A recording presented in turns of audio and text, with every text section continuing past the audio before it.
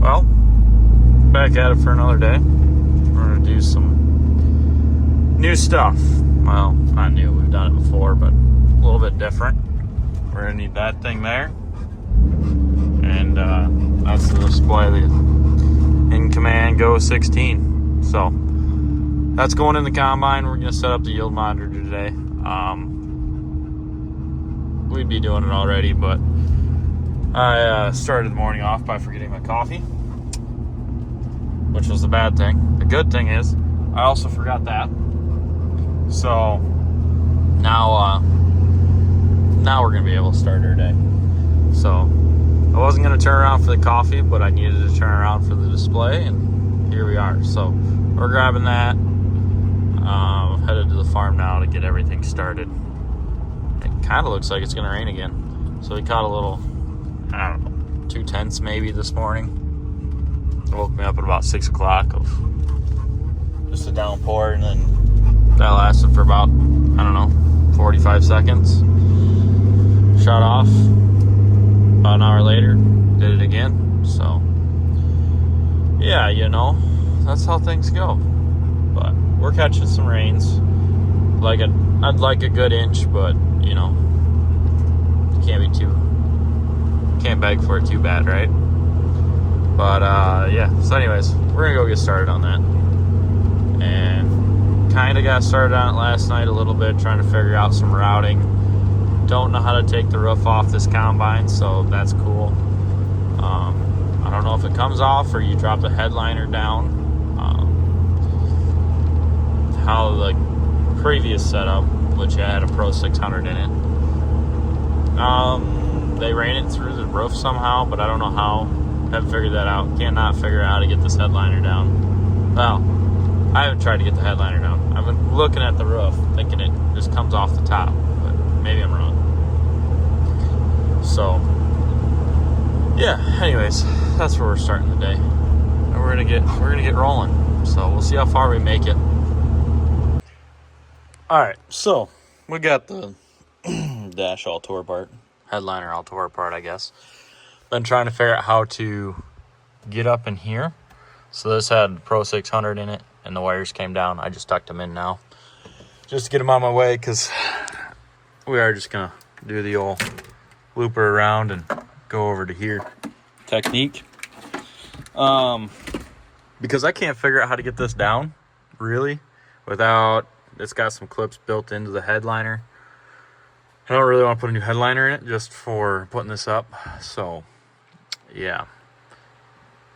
I can't find out how to get over here. Maybe I need to take all this out. I'm not sure. So if you guys do know, let me know. But this one's got the bracket that goes right up here and mounts there. So that's where it'll hang. Yeah. We haven't got very far. We had a couple guys show up that we were talking to. So our Saturday is being super productive. But yeah, got to get all that in here. The goal is to get it at least fired up, and I don't know, I'll work on it for a couple hours here and see how far I get. But I got to get all this put back in now that I've taken it all out, because I didn't need to, or I needed to but didn't know. I don't know. We'll get there, but we're going to see how far we make it now that we're just getting started. But I've spent an hour online looking at trying to figure out how this comes apart, or the roof comes off, and there's no real answer to any of it. So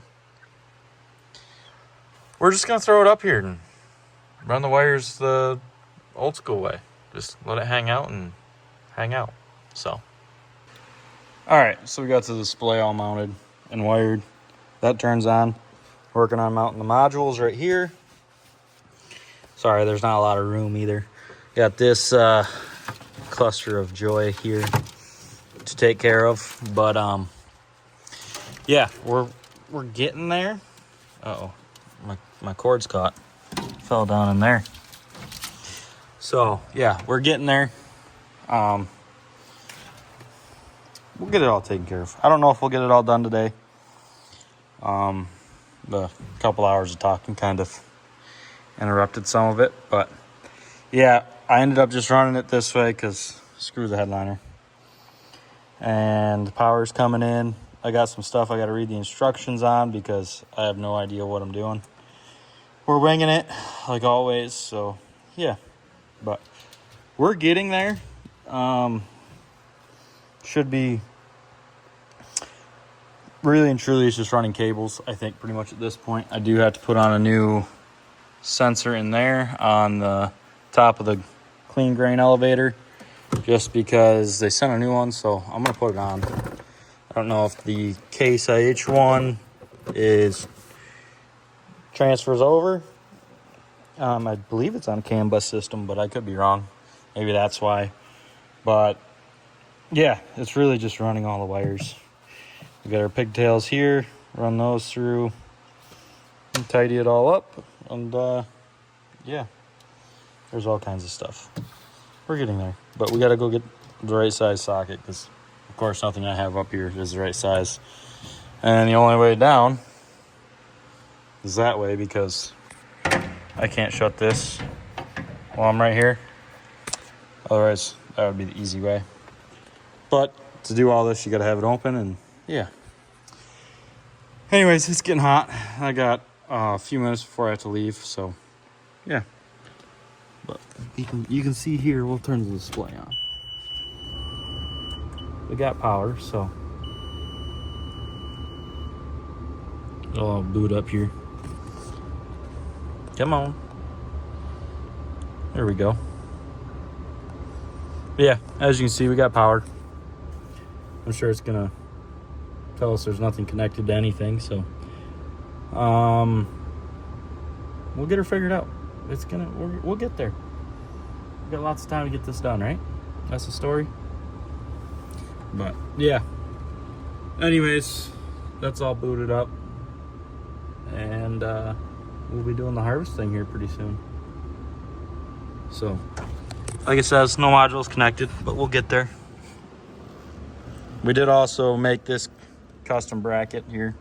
This is for 1200, and as you can see, it's not in the holes here. Got some washers. The 16 is just a little bit wider. I don't even know if this will fit in the Magnum this way, so I didn't want to start cutting and grinding because I can just take these bolts out here, these ones and these ones, and move this back over and go the way I was in the Magnum for planting. So yeah, we'll get this tied up. I don't know what this does yet. We'll get there eventually. So yeah, fun.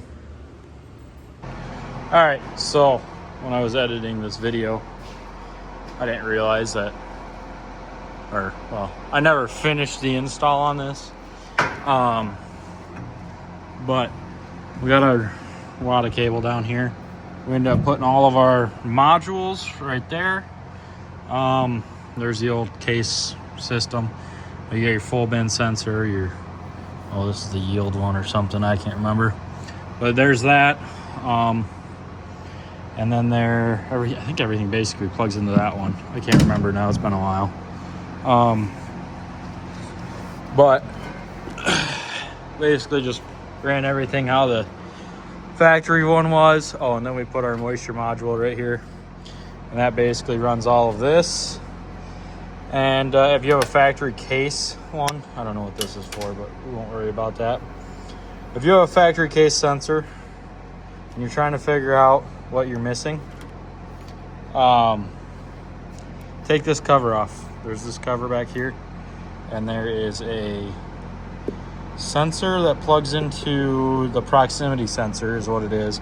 So this is your moisture thing, you plug it in here. But then there's a proximity sensor which kicks this auger on. If this auger doesn't kick on, you have problems. We ran all the soybeans without that, didn't know what was wrong. And I've been talking to our Agleader dealer about some stuff, and I was like, hey, what do I got going on here? And he's like, I don't know. Did you check this? And I said, I don't even know what that is. And he told me to open this up. Proximity sensor. We were thinking it was bad, but then I figured out I didn't have it plugged in. So once I plugged that in, moisture readings were perfect and excellent all year. Very happy with it, actually. Way more accurate than the loop system we had. for the other combine. But yeah, very happy with it. We're gonna try, at this point it's March, and yeah, this all happened back in August or September, one of the two. Can't really remember off the top of my head. It's been a while.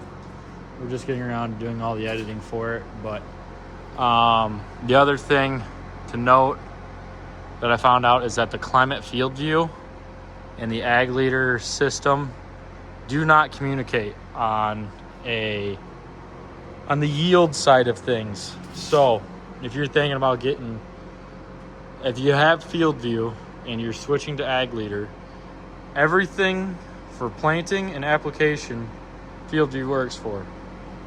Yield sense or yield monitoring does not work for it. Found that out the hard way. So if you're looking to go to an Agleader system, which I highly recommend, just get their Agfinity system. Do not worry about getting climate field view. I had that, trying to make that work. Had already paid for the subscription for the year when we got started with all the Agleader stuff, and it's $600 and you don't really want it to go to waste, but just it's one of those deals. You should have just spend the money on the Agfinity side. It works great. Very happy with it. Get the essentials, makes everything so much easier. It unlocks a lot of stuff for ease of use. But yeah, that's my whole spiel on it all. It's been great. Really like it, and I think we're trying to add some more stuff to the planers this year and switch the sprayer over to it, just because the data is important. But yeah, so anyways, we're getting ready for spring, so